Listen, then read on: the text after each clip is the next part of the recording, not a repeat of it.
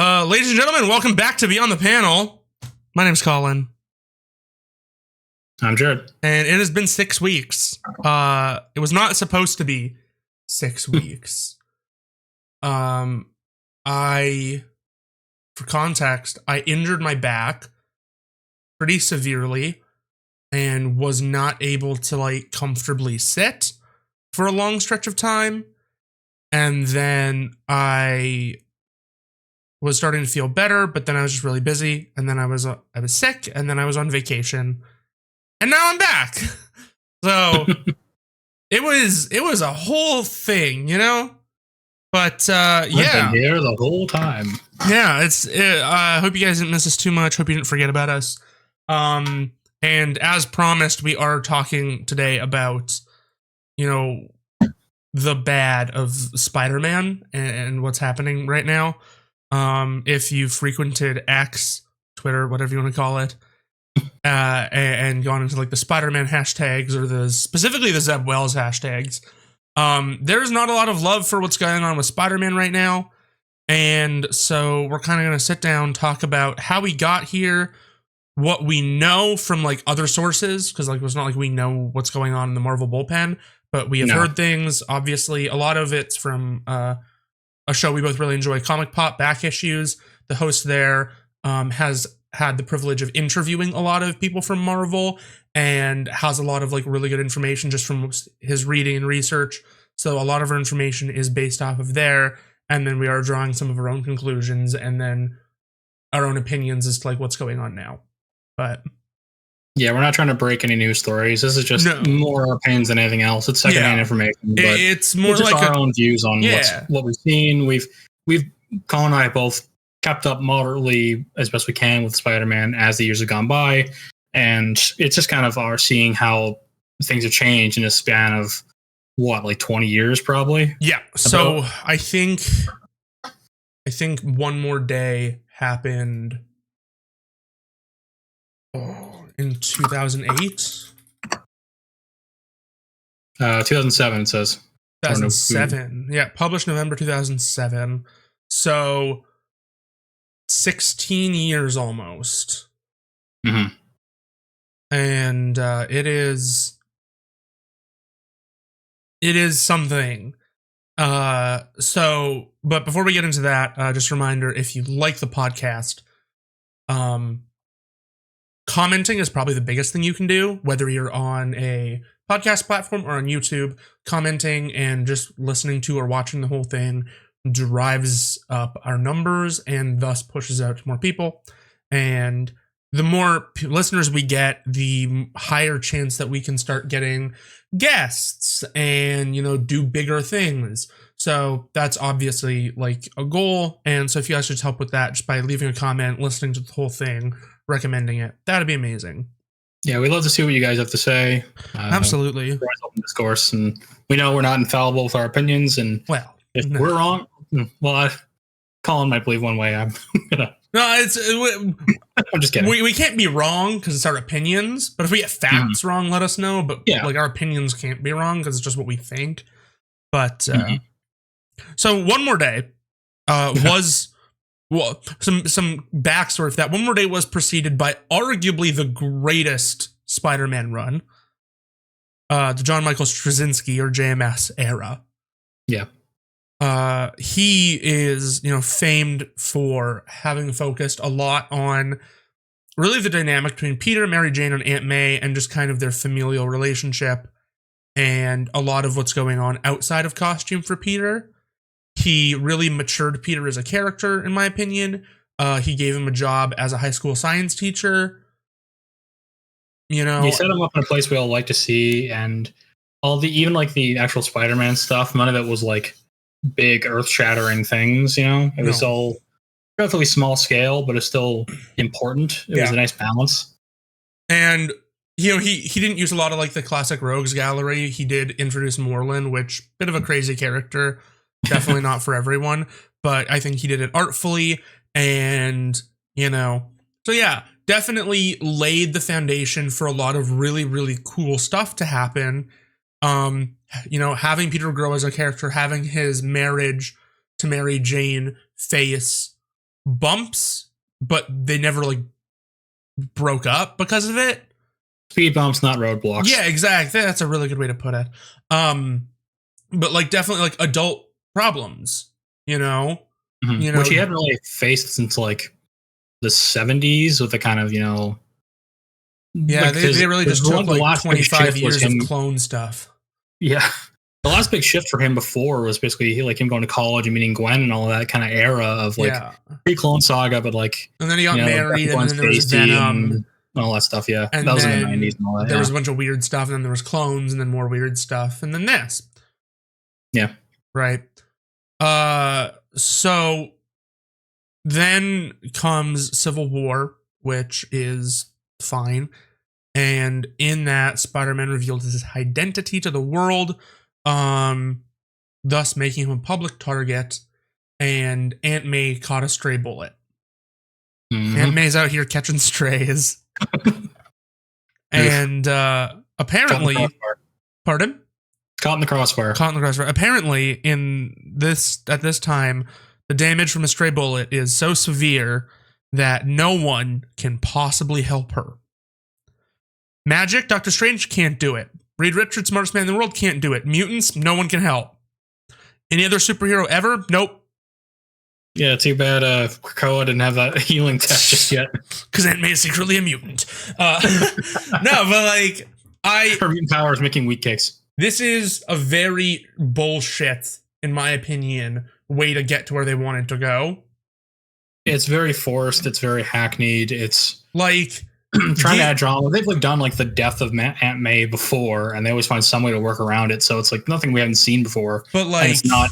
Yeah, it's not like death in comics is its own huge discussion. But yeah, like it was a mess. It didn't need it. It wasn't needed. It was. You want to kill off Aunt May? I think the PS4 game did it in a really good way, where she basically has an incurable disease that they can deal with, but she'll die before the cure is ready.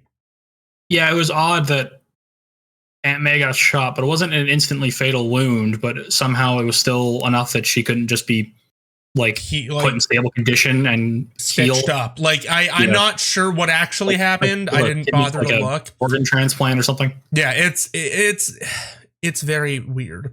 Yeah, I get she's old, but I mean, come on. And so Peter, being completely unable to live with the idea of a world without his elderly aunt, who probably at this point would love to just die and see Uncle Ben in the afterlife.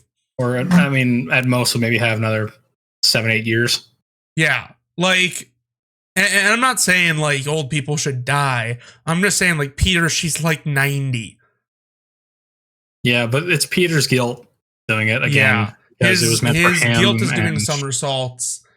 And he's basically like, I'll do anything to save her. And the devil shows up. Mm-hmm.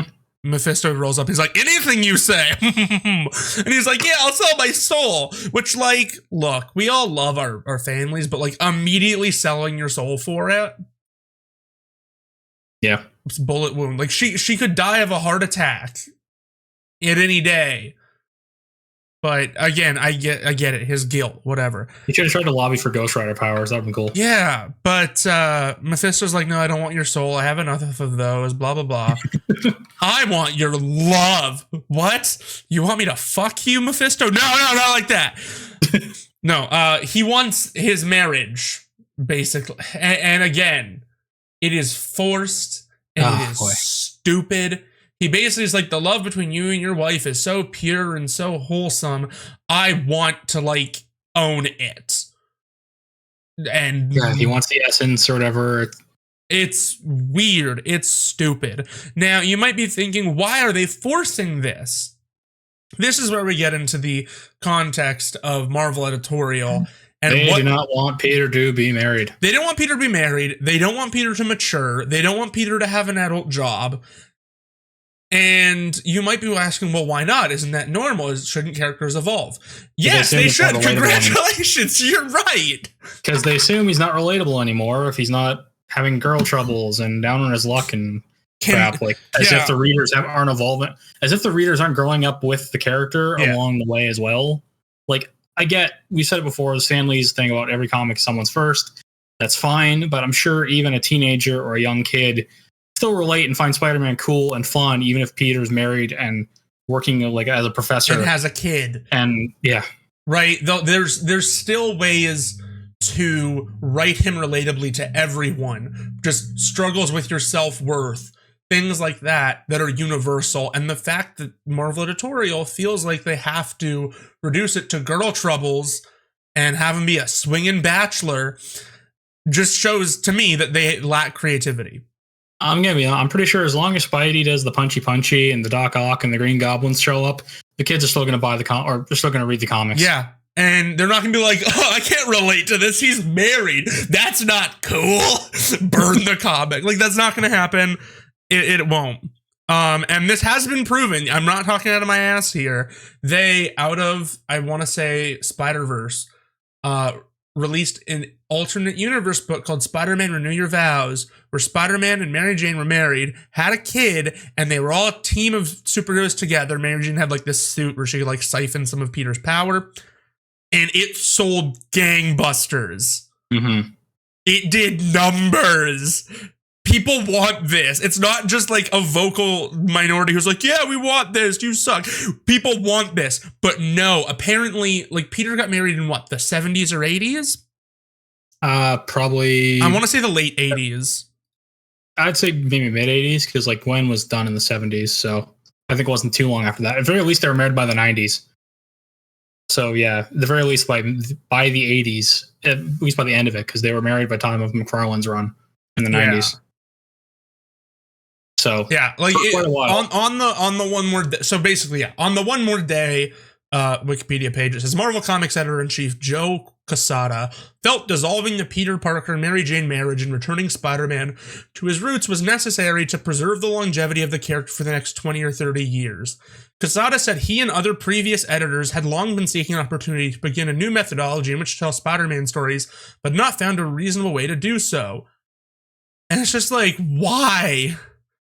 You know what's ironic too? Like, we have, like, you didn't have to do that, because even if it's Peter does change and that specific character maybe falls out of what the younger audience might enjoy, we still can have stuff like Miles' creation, who can be the Spider-Man for the new generation, which he kind of is with the movies and his introduction to the games. Like, the younger audience probably knows Miles as Spider-Man more so than they know Peter now. Yeah, and even if they didn't, like, it doesn't matter, because eventually you're just gonna get people who pick up Spider-Man and say, oh, he's a married character. Okay. Like, they can accept it. They can adapt. Also, they got married in 1987. Okay. Spider-Man Annual 21. Like, yeah, people can adapt to it. People are flexible to stuff. You made more people angry about that than you might have of people like not relating to him if he stayed married and had a kid someday. Yeah. Like, I get the fear of like changing the status quo in a big way and not resetting to it is scary for editorial and all the rest. Yes. But it's funny because there's been plenty of other books that Marvel has focused less on from editorial that have done well and have messed with status quo and have sold like gangbusters. Well, and there's also plenty look at Punisher right now. Jason Aaron's run threw him way out of left field what he normally does, and it sold really well, and it's a great book. Oh, absolutely. And there's also like just a precedent in comics for married couples to be fine. Yeah. Superman and Lois are like always married, and no one's sitting there like, I freaking hate Superman because he's married. Oh. It's because Peter started off as a teenager, and that's what they're marketing to. And because it didn't start like Luke and Jessica were already adults when they started getting together and they married and all the rest. Like, it's a different scenario, but it still doesn't mean it wouldn't work. But it's also weird. And so basically, Peter agrees. Mary Jane's like, this is fine. I don't care that you're throwing away our whole life and marriage for your dying aunt. And basically Mephisto's like, you two can have one more day. Haha. That's where the title of the book comes from. And so they basically just snuggle for a day. And that's cute. I don't like a lot of what the story did, but I think it's sweet that they spent their last day just together. Mm-hmm. They didn't like feel like they needed to go and do anything. Like, oh, let's go do everything we never did. They just were like, we're just going to sit here together. I think it was nice. And then Mary Jane basically convinced Mephisto to make an addendum into the deal where everyone would forget Peter's identity. And so Mephisto's like, waka waka, baba booey. And Peter wakes up. He's in Aunt May's. He's back in Forest Hills. He's in his bedroom in Aunt May's house. She's making wheat cakes. And him and MJ aren't together. Now, there's a side note. And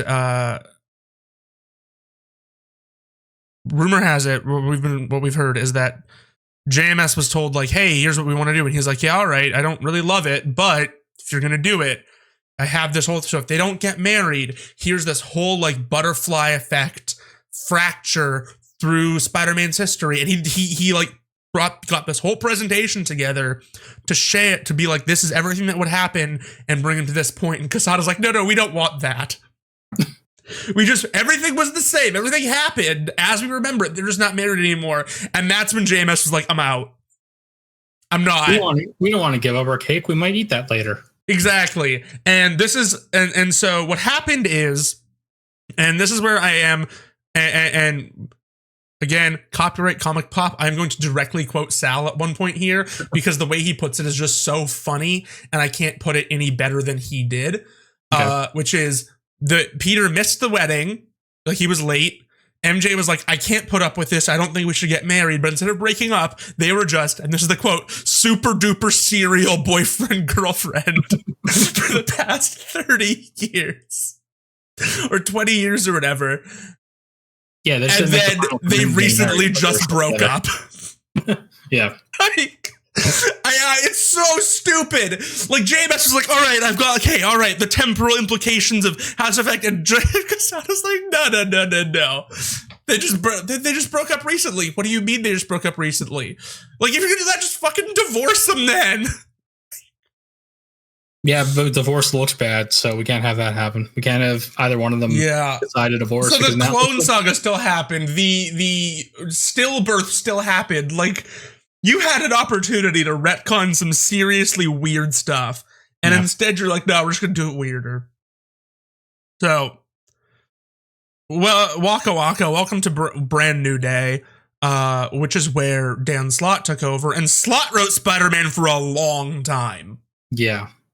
Like, he wrote it basically uninterrupted for, I think, a decade? Yeah, I want to say from like probably 08 to 2018, roughly, right? Let me see, Spider-Man Volume 5, because Volume 5 was... 2018. 2018 is when the Nick Spencer run started. Yeah. Dan Slott wrote Spider-Man for 10 years. Well, because Volume 3 was his start, and that was... Volume 3 apparently released in 2014. No, because remember we had looked at it. He started... Oh, from Superior and all that, beforehand. No, but during the Brand New Day, which just continued the legacy numbering, that's when Dan Slott started. Oh, right, yeah. Then Marvel Now and stuff happened, and they started doing a crap ton of relaunches, and Slott kept going. Right. But anyways, they were like, no, we can't have him... It was just really dumb. And so Slott did, I want to say, a pretty solid job. I don't have any aggressive personal complaints about Slott. I know that he's not for everyone, and that's okay. But I personally don't have an issue, except with Carly Cooper. Yeah, Carly was kind of an odd choice. So, for those of you who don't know, and this is kind of, basically they were like, oh, hell yeah, Spider-Man's single now. Time to introduce some love interests, baby. Oh, he gets a cop girlfriend. And so they introduced Carly Cooper, who, from my knowledge, was actually quite a bit of a Mary Sue. She was like just too perfect and too great and too wonderful. I mean, she literally like does amazing, like, there's a joke, I think in like Spider Island, she gets the spider powers and she's immediately really good with them. Yeah, she's just... like immediately. And I recall hearing this somewhere. I don't know where it was. It honestly might have been more Comic Pop. We watched that a lot. But They basically changed Carly's appearance multiple times. Like, or the actual like style of how they drew her, not just like a little bit, but significantly to try and alter fan reaction by making her prettier. So it's just like ignoring the fact that everyone's sitting there like, we want Mary Jane. We want him to date Mary Jane. That's what we want them to be married again. And so they said no, basically. And we don't even really need to talk about Superior Spider-Man, even though that's really good. It is really good. You should read it if you haven't. Like anybody, it's very good. It also has, okay, you know what? Total just side tangent about Superior. So for those of you who don't know, Superior Spider-Man, Doc Ock was like dying and used a machine to do a oogity boogity and switch his consciousness with Peter's. Okay? Yeah, Freaky Friday. Yeah, yeah, Freaky Friday or Spooky Saturday or whatever it was. Manic Monday. And so Peter dies in Doc Ock's body, but Doc Ock is like suddenly overwhelmed with all the memories of everything Peter's ever done. He's like, oh God, I understand him now. I will be the Superior Spider-Man. Yeah, he results to be a hero, but do it even better than Spider-Man could. Because and his version of better is, of course, super brutal and like a jackass. And like totalitarian, because he has like bots over the place watching things. It's crazy. But yeah, he basically isolates himself from everybody, but he also makes Peter quite wealthy because he looks through a lot of like Peter's notes and stuff. And he's like, wait, this kid's actually like a genius. Like he's like, he starts a business. He knows how to, like Ock looks at it and isn't even like dismissive. He's like, wait, this kid's actually like on my level. What the heck? Just needs a business manager. And so he basically gets Peter his PhD and et cetera, et cetera. Parker Industries. Yeah, and launches Parker Industries. But at the end, basically, Green Goblin's back because nothing's going to stop Stormin' Norman, baby. And he's like going on this thing and he's like, Spider-Man's just Doc Ock. I can do whatever I want. Right? And it's great. And Ock is like, oh no, I can't beat him. And up until this point, like Peter's consciousness has been like lurking in the back, and there's been a whole back and forth and whatever, but like he's been lurking in there, and Ock's like, that's it, I give up, you take over. And so Peter swings in and Goblin still thinks it's Doc Ock, and he says something along the lines of like, and you'll have nothing. And Spider responds with, Peter quits. Except the dignity of knowing I never carried a man purse. And it's just like this zoom in onto Goblin says, you, the one and only. And I love that. I'm like, he just knew. He was fear, and he's like, shit, it's him again. It's amazing. And it's so, to me, that's really indicative of like a great like villain hero relationship where it's like, oh, it's you again, and I know it. Yeah, just by the fact that he made a joke, he's just like, oh, crap. It's also a good joke, too. Like, it's such a good Peter joke. It's not, like, terribly cutting or anything, but it's just like, I have this rant. Yeah, except the dignity of knowing I never carried a man purse. Like, just perfect. Anyways, then we have the Parker Industries stuff. Where Peter's rich and is basically Iron Man, which again isn't a direction I hate for him. I know a lot of people were like, he's too much like Iron Man, but it's something new for him. Yeah, it was a change to the status quo that wasn't like, it kind of goes against, but it's like part of the thing is it kind of goes against the core of his character where he's down his luck. He's always hard. He needs to scrape for money by going to Jameson for photos and all that stuff. Like, it is a change. I think we both understand why people have a problem with it, but like, but I also don't think like it leads to some neat ideas, and like it opens up avenues for other kind of interesting stories. Like more corporate stuff is kind of cool. Well, and I think it does make him like Iron Man. Yeah, I think the core of Peter isn't even necessarily, and a lot of people, and I'm probably going to get more in depth about this next week because it really relates to next week's topic, where we kind of go over the fundamentals of Spider-Man, similar to how we did with Superman a few episodes back. But a lot of people think that Spider-Man needs to be like just constantly miserable and poor, and it's like, no, he can be rich and still be Spider-Man, because it's basically the absolute core is balancing what's going on in Peter Parker's life with the responsibility of being Spider-Man, missing board. And so in this, it could be missing board meetings. The balance of this, it should be like, it's like, if you want to, like, I'll do different, like, I'll do a not business partner scenario, like not businessman scenario, but it's like, oh, I've got like, it's MJ and I had like a dinner date this Friday. And he's like, got the tux on, he's got the flowers, and you hear whoop whoop, and he's like, ah, crap. Yeah. And like put the suit on, and then like put the mask on, swings off, and he's like, puts like the flowers in like a dumpster or like in a like garbage can or something, and like hides it and swings off. He's like, oh, she's gonna be so mad at me. Yeah. And then like go and do it, and then maybe goes back, she is, and maybe she's not. But it's, they make up or whatever. It's that feeling for him that it's like, I have to put my life on hold for this responsibility. Maintaining a balance. Yeah. So, but anyways, they did that. And then we got the Nick Spencer run, which things started to look up. Bless his heart, he tried. God bless you, Nick Spencer. Was the writing boring? Sure. Was it functional? Yeah. But was it kind of nice? Yeah. Yeah, it was. And also, anybody who complained about Spencer's run for not being interesting enough, screw you. We have interesting now, and it sucks. I was looking. I didn't know. I was looking through. I didn't realize Brand New Day was Wells. Oh, yeah, I'm not surprised. We'll get to I think some of the similar characters too, like the villain. I don't really know too well. The villain in the new run is like the same one in the issue just before, like 2 issues before Slot takes over. All right, we're gonna get to Wells. Mm-hmm. So Spencer basically shows up, and he's like, "Okay, I'm gonna bring back the Spider-Man I liked reading about. I'm going to take away his PhD and his company." Basically, because Ock was in Peter's body when he went and did the thesis for the PhD, he used a lot of his own research in it. And he didn't claim Peter like copyright infringed or something, right? Yeah, he didn't think, I guess, to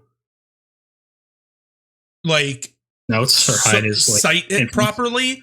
And so Peter's PhD thesis got reviewed. And I don't know if Ock had anything to do with it, or if they were just like checking or whatever, or someone made an accusation. And they're basically, it was plagiarism. So they're basically like, you plagiarized, so you have to go back and do it again. And he's like, oh shit, typical. And so he goes back to college. But Nick Spencer from issue 1 slowly Peter and Mary Jane have been like coming together again as friends and whatever. And they finally start dating again in the Spencer run. Spencer goes to great lengths to undo Sin's past, which we never need to speak about, and it's just horrible. And he kind of pulled it off, didn't he? Huh? He did kind of pull it off. Oh no, he made. Okay, I'll explain what happened. In Sin's past. You want me to cover this? So you don't want to talk about it since you don't have to talk about it. Yeah, go for it. Okay. Sin's Past is a terrible comic that establishes that back when Gwen Stacy was alive, there was a short period of time when she wasn't with Peter, and for whatever reason, she kind of ended up being seduced by Norman Osborn. Who looked like Tommy Lee Jones! The artist made him look just like Tommy Lee Jones, and they had 2 kids together. And Pete Gwen kind of like hid that away, and like I think the kids got sent off somewhere, and it was brushed under the rug, and that was it. And then, actually, okay, the original plan, because I believe JMS wrote this, and JMS can do no wrong. I won't blame him for any of this. I'll still go check. You keep going, I'll check. I believe the original idea was that it would be Peter and Gwen's kids, but they were like, no, that'll age Peter. Just a little taste of what's to come from One More Day. And they're like, what if it was Norman Osborn's instead? And so that's what they went with. So anyways, it's Gabriel and Sarah Stacy, I believe, was their names. And so they're Gwen's children, and they were like aged up rapidly due to Goblin formula because of Osborn, Tommy Lee Osborn. And they fought Peter, and it was stupid. And Spencer basically was like, okay, no, fuck that. There was a Harry clone. Harry's dead. Harry clone that made these other clones using Gwen's DNA, all as a plot to screw with Norman and Peter. Gwen and Norman never fucked. And Norman didn't know he couldn't refute it because he's so goblined up. He was like, I guess it could have happened. Like, did I do that? Oh, maybe. So it's a messy explanation, but it's something. And there was some Mysterio stuff involved too. I mean, yeah, what Spencer's trying to do, like, it's a messy explanation, but how do you untangle a Gordian knot of that size anyway? Yeah, he basically, it's like, the stuff still happened, but Gwen and Norman never bumped uglies, and that's what matters. And so, yeah, it's good, and it looks like he's setting up. Oh, did you find out if JMS wrote since passed? He did, yeah. Bless his heart. I don't blame him. I blame him for nothing. So... Who was the artist on that? If you still have it up? Mike Deodato, it said, Jr. Who? Mike Deodato, Jr. All right. If you're listening, sir, I want an explanation for why you used Tommy Lee Jones in Men in Black 3 as a reference for that. Now, Men in Black 3 isn't out yet. Men in Black 2 as a reference photo for Norman Osborn. That was weird. I'm kidding, but it was weird. But so Nick Spencer, basically, he did his damnedest. He brought back a ton of classic villains. He made sure lots of them got the spotlight. Brought back the Sin Eater in a really genuinely good story. I really liked it. And basically left the title in a really good place. Peter and MJ are dating, and it's strong. One More Day is not undone, but it looks like they could... Peter definitely has... intent to propose. Since Past got undone. And then Marvel Editorial was sweeping the prison yard with their searchlight and saw that and like, wait, what's this? Yeah. He also did this really sweet thing. And again, kudos to Spencer for this. So after Peter's identity as Spider-Man got erased, it was anyone who he'd ever revealed it to forgot. Ever. So anyone he wanted to know, he had to re-reveal it to. And there was this really wonderful issue where him and Black Cat had like teamed up for a reason. And he was like, hey, that was great. And she got like mad at him. And he's like, hey, look, like we can't keep doing that. We're not together. And she's like, that's not it. You were such an important part of my life for so long. And I feel like I'm supposed to know who you are. And I don't. And that's not fair. And I thought it was such a good moment. It's not her being like bitchy and being like, you should have picked me instead. It's like, you're a friend and we dated and we were close and we are close and I don't know who you are at all. Yeah. And so he takes off the mask and he says, hi, I'm Peter. And she gets her memories of it back and they have a really nice hug. And Peter goes home and tells MJ and she's like, no, it's okay that you did that. I understand. Yeah. And I thought that was super nice. Like such a nice moment for them. Anyways, total side note. But yeah, Marvel Editorial saw what Spencer was doing and they were like, whoa, I don't know if we like that. Let's think about this. And so then the Beyond stuff happened and Beyond was actually pretty fun. So Ben Reilly basically comes back to town and is like, I want to be Spider-Man again. And there's people who are going to pay me to do it. And Peter's like, I guess that's pretty cool. And Ben's like, no, you don't understand. I'm the only one who gets to be Spider-Man. They bought the trademark. And Peter's like, I'm going to keep being Spider-Man.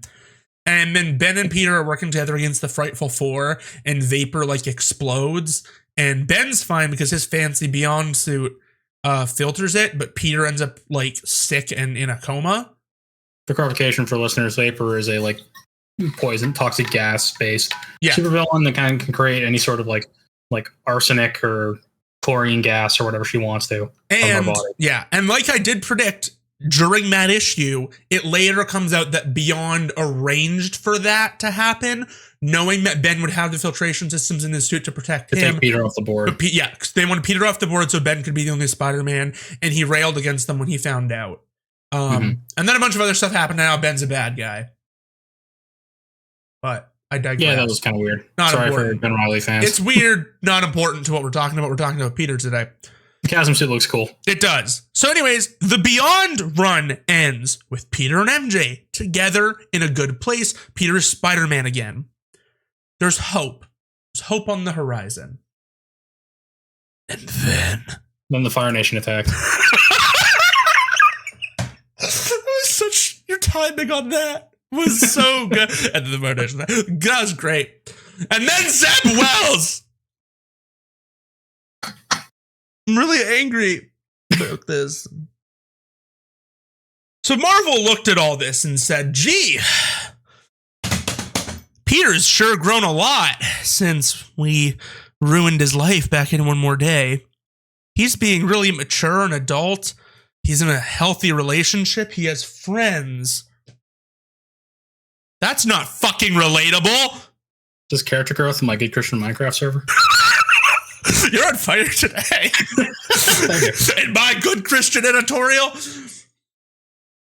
So they basically, and I don't know whose idea this was. I don't know if it was Zeb. I don't know if it was a tutorial. It doesn't matter. It sucks. This new run opens with basically Peter as a pariah from the superhero community at large. No one wants to talk to him.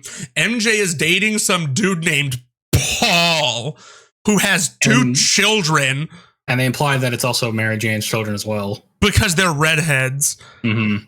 And they call her mom. And they spend all this time not telling us what happened. Now, eventually it's revealed, and this is also stupid, that some villain named Raven, I don't know, dragged them into post-apocalyptic New York City. And Paul was there being all Mad Max, come with me if you want to live. He was in Brand New Day, by the way. I checked. Raven? When I looked at Brand New Day, like the previous issue before Slot took over, he was one of the villains in that. Okay, so Zeb Wells just brought back his OC. Cool. And basically dragged them to post-apocalyptic New York, and Paul's there like, come with me if you want to live. And it's all super cool and whatever. And Peter's like trying to escape with MJ, and MJ's like, no, Tiger, you have to get out and then just get us out. And he's like, okay. And I'll come back. He spends a month trying to get her out. Okay. During this month, he acts like a petulant, whiny brat to everyone. Mm-hmm. Especially the Fantastic Four, who, you know, are his closest friends and surrogate family. Yeah. You know, those people. He acts like a brat to them, is basically belittling everyone else's problems and feelings in the name of, I gotta get MJ back. And then we later find out, meanwhile, Wibbly Wobbly Timey Wimey stuff, it's actually been a number of years for them. 4 years. And they grew close, and they found 2 abandoned children in the future. And they formed a weird little family. And then Peter finally comes back again. It's like, yay, we're saved. They come home, but things are not. And Peter's like, MJ, you're back. And she's like, all cold to him. She's like, you left me there for 4 years, and I'm with Paul now, and blah, blah. And it's just like, what? Yeah. And like, Paul, look, if you go on social media, like, you're going to see people ripping into Paul. And fundamentally, he seems like a perfectly nice guy. He's good to MJ. He's not cruel. He's not mean, whatever.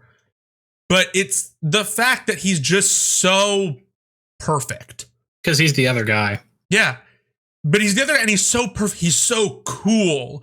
And he's big and strong, but he's not a superhero, so he doesn't have to run off and leave her. And he's handsome. He helps out Peter by like helping getting the money collectors off his ass. And yeah, shit. And it's like, oh, he's so ultra, and it's just like they're trying. It feels like they're doing the absolute most to make people okay with this, and they're not, because all we've been rooting for the past nearly 17 years is for Peter and MJ to get married again. And we were this close. Spencer brought us this close. Now, they also nostalgia baited hard by having John Romita Jr. do the pencils for this series, and he's the one who drew the JMS run, which a lot of people loved. So they were really trying to just get that. Bring it. It's like, hey, look, we got JMS back. Cool. They were trying to really pull in a lot of goodwill with it, and it did not work. Now, there's the historical context. It might just sound like the only real problem is, well, they broke up him and Mary Jane. Why is that such a big problem? And it's not in and of itself. It's a symptom of a larger problem that editorial and the writers do not want to let Peter grow and change as a character. They want to keep him in this arrested development of being a teenager like he was at the beginning. Yeah, they want him in a time capsule and never let him out.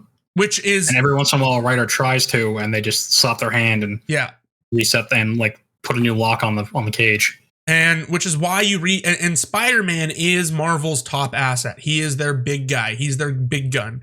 And so the editorial for him is so much more strict and so much more like, what's the word I'm looking for?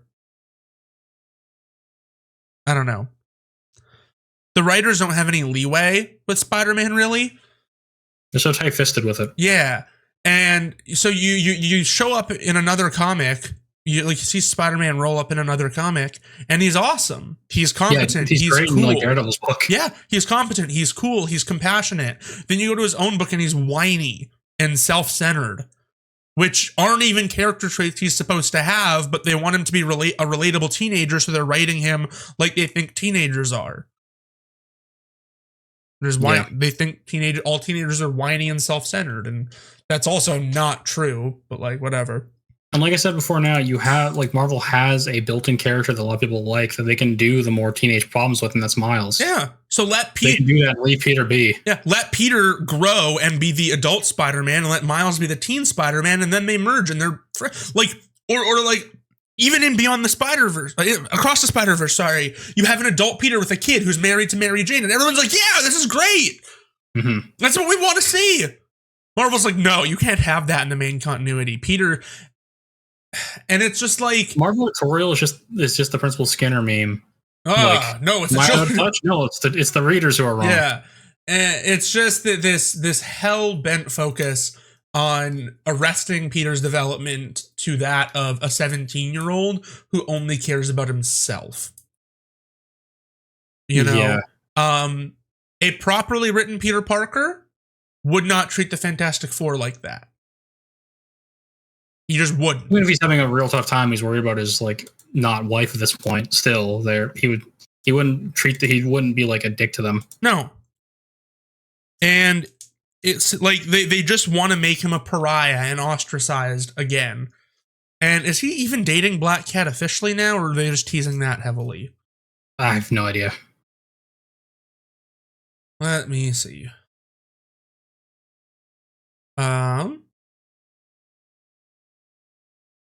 Where are we? Woo! Oh man, there's just so much stuff going on here. Yeah. Basically, yeah. Peter and Mary Jane were gonna move in together, and then Rabin showed up. Yeah. And it's like, oh man.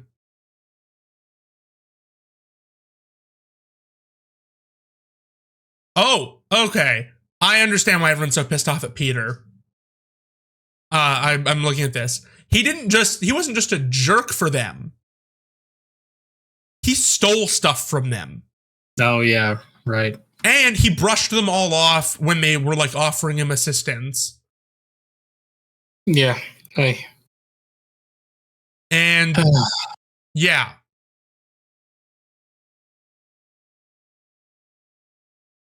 I'm just glad we're in a good point. Like we're in a good period of Spider-Man's great in other media. Oh god, he's amazing in other media. Like Spider-Verse, the games, like all that stuff's great. It just sucks that the one thing he started off in the comic book is just the worst part about it. Well, and you know what? You know what I think was wonderful in the game? The Peter and Mary Jane relationship there is a really good example of how you can make Spider-Man relatable but still have an adult relationship. Yeah, they weren't even together at that point. They were separated. But they were separated. Why? Because he had such a hard time realizing that she wasn't made of glass. Mm-hmm. Right? And it's a normal thing to want to protect your partner. And that's amplified when you're a superhero and amplified when you're somebody who feels responsible for everyone. But then you have MJ, who's a strong, independent person in her own right, who's like, well, I can do this. But she, wanting to be so independent and wanting to prove that she's capable, is occasionally taking on things that are beyond her and not accepting that maybe she does need Peter's help from time to time. By the end of the game, Peter's willing to let her do more dangerous stuff, knowing that she is capable, and she's going into it knowing that if I realize something's too much, I should lean on Peter. Yeah. And it's like, oh, that's better. Also, Peter and Felicia are dating, at least as of the most recent update to the Wikia. Okay. Which, I mean, I always liked them together. It's fun as a fling, but it shouldn't be a permanent thing for him. I don't mind, I guess. Because, like, at least it's not some new OC. You know what I mean? Which, that would be much worse. But it's like at least somebody he's had, like, a long history with before. And I know pretty much there's the Mary Jane and the Black Cat camp at this point. No one's like, oh, I hope Gwen Stacy returns from the dead at May date. That would be weird. But it's just this they don't want him to grow, I think, because they're so obsessed with him remaining relatable, as if married people aren't. Yeah. It's the same, like, isn't that why they didn't let Batman and Catwoman actually get married, though? Because they're like, no, that'll age him. Right? Yeah. Which it's like, honest to God, if you took a survey, like a Family Feud style random 100 people survey, I'm 90% sure that most of those people would peg him in his late 30s, early 40s. Yeah. DC sitting there like, oh yeah, cool mid-20s Batman. Everyone's like, no, he's like minimum 37. Minimum. Yeah. He has like 4 children, come on. And that's okay. Yeah. That's fine. There's nothing wrong with that. But don't assassinate your characters just to keep them young. Yeah, we've seen it work, like DC, like Damian was controversial at the time, but most people kind of accept him now for the most part. And like people like John Kent, like having Superman having a child didn't make him different either. Like, you know what this would be like? Okay, you know what they're doing to Spider-Man? This would be like every time a new writer takes over Nightwing, having him become really whiny, go back to Batman and become Robin again. Yeah. And then the next writer's like, oh, that's stupid. Spends the whole time having him and Batman, you know, he becomes more independent, starts a new relationship, is in a solid relationship with Barbara or Stargirl. Or Starfire, sorry. Depends who you ship. I ship both equally. It honestly depends on the universe. But like, okay, and it's good, and it's good. Oh, no, he's Robin again. That's what they're doing to Spider-Man. One writer will like edge him forward and grow him in these natural ways that allow him to accept himself and understand who he is. And the next writer grabs leash and drags him back to the start line. It's like, no, you're back here again. Either it's the writer's own choice or editorial space is making them do it. It's usually one of the two. But either way, stop it. So yeah, that's basically the summary of why Spider-Man sucks right now. Yeah, they course correct. They want him to go back to what made him popular in the first place, but they're course correcting so hard and they don't understand that like a character, like a long-running character in any fiction or anything, like these characters grow and they evolve and they change over time, and you can't keep them locked into in a glass cage forever. No. Like it doesn't work like that. Like they have to, like you can reset some elements back to a status quo. That's fine. But like that's normal, but you can't like be so beholden to the past that you just strangle any creative like freedom or any sort of like interesting ideas in the crib before they become something unique and cool. Like with other characters, they've let it happen and it's been great. Like Thor finally becoming king. Yeah, Thor's evolved as a character. Daredevil's evolved as a character. Tony. Fantastic Four have evolved as characters and they've grown and they've changed. The X-Men have changed exponentially over their period. Exponentially? That was not intentional, but okay. Honestly, it's X-Men. You just throw any X in there and it works. But they've changed like crazy as well over their period, and for the most part, these things all work, and the fans generally like how things are going. And if you don't, you just change something else. Yeah. You don't go so far back that you're regressing the development. You know, one more day isn't egregious and horrible because it broke up a couple. This is not the sound of 1,000 shippers crying out and suddenly we're silenced. This is undoing legitimate character development that happened, because it's not like you broke them up and Peter was still a science teacher and still living on his own. No, he's back living with Aunt May and he works at the Bugle. Yeah, like him and Mary Jane have been together and broken up before, just they weren't married at that point. Yeah. Like it's happened, but it's fine. It's fine. But like, stop dragging him back to the Bugle just because, well, that's what people know. Yeah. And we can get it elsewhere. Like, we can get it in cartoons or anything. Yeah. Or at the very least, you know, if he's going to be at the Bugle, put him on the freaking staff. Yeah, well, I don't know why he's freelancing still at his age. At clearly in his early 30s. He's like, he is between 28 and 32 right now. Right? Yeah. He should not be a freelance photographer. A high school science teacher is a perfectly reasonable position for someone of that age. Mm-hmm. And he's good at it. And I loved just like I haven't read the JMS run yet, and we're planning to buy it. We share a Comixology account for context. Mm-hmm. But we're planning to buy it. But like from what I've seen, it's like, no, he's a good teacher. The kids like him. He likes the kids. He's not like the perfect teacher, but it's like, no, he's likable. He cares about the students. He does his best to make science fun. I think there's one comic. I haven't seen him find the panel for it, but it's like, I think he's like teaching, like he's like with like, he's in Spider-Man, but he's like helping him. He's teaching a bunch of like X-Men kids. Yeah. And there's like one like kind of like student who's kind of like, he looks like he's kind of like made of like jelly with things like his bones and stuff. And then like at some point he like falls something and he's like Tommy, are you okay? And just like gives a thumb. He's like, oh thank God. Yeah, Peter's a great teacher. Like of other heroes, of actual students, he's a good teacher. You know, you don't fail that much in life without learning how to help other people. But no, they don't want that. I don't get it. Even that Venom evolve, come on. Yeah, Venom's kind of gone off the deep end recently. Yeah, but like he's a heroic space god now. And what's Peter doing? Time travel stuff. Crying. Alternate versions. Yeah. And what's Peter doing? Well, actually, he currently works for Norman Osborn, but you know, he never goes out and applies for their jobs. People just beg. They're just like, come work for me, Peter. And he's like, okay. Has Peter Parker ever actually applied for a job in his life? Like other than the Bugle, or do rich scientists keep saying, Peter, come work for me? Yeah, I don't think so. I don't think he'd really work in a retail job with his responsibilities. You said flexible shifts. Yeah, you're not supposed to cancel 8 shifts in a row. You said flexible.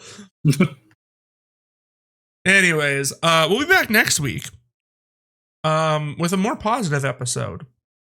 Yeah, the flip side of this coin. The flip side of this coin, talking about what Spider-Man can look like when he's done right. Which I think hinted at so far. Pardon? We have kind of hinted that a little bit today. Yes, and I personally, I'm a huge Spider-Man fan. I love him to death. I think a well-written Spider-Man can look really special. Mm-hmm. And we're going to be pulling from a lot of different forms of media, from the movies, from the games, from the shows, to kind of create this like prime Spider-Man of like what he should look like. And it's going to be really special. So yeah, if you guys like this episode, if you didn't, let us know in the comments. And yeah, we'll talk to you next week. For you on the panel, my name is Colin. I'm Jared. And we'll see you next time. Bye. Bye.